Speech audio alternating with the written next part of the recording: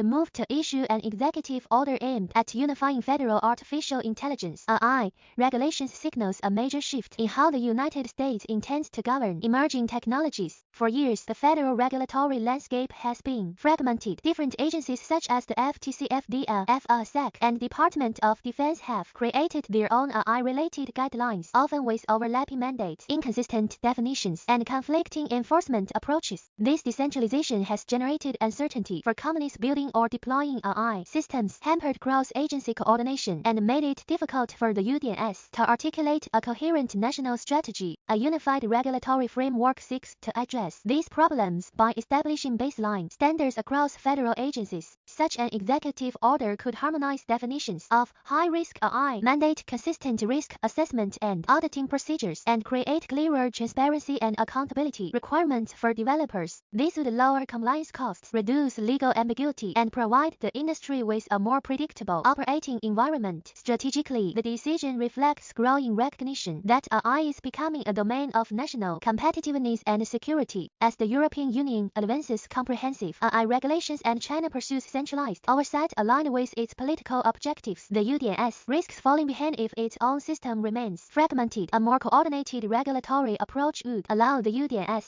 to better shape global norms, protect its innovation ecosystem, and set guardrails without stifling technological progress. However, the executive order also raises concerns. First, centralizing authority may empower the federal government to impose stricter constraints on AI development, potentially slowing innovation. Second, a one-size-fits-all framework risks ignoring the unique challenges faced by specialized sectors such as healthcare, finance, and aviation. Third, critics fear that the process may become politicized, especially if definitions of harmful AI or national security risks are used to justify broader governmental control. Another key issue is enforcement capacity. Even with unified rules, most federal agencies lack the technical expertise to fully understand modern AI systems, especially frontier models. Without major increases in funding, talent recruitment, and interagency coordination, regulatory frameworks may remain aspirational rather than operational. Overall, issuing an executive order to standardize federal AI regulation represents a necessary step toward modernizing UDNS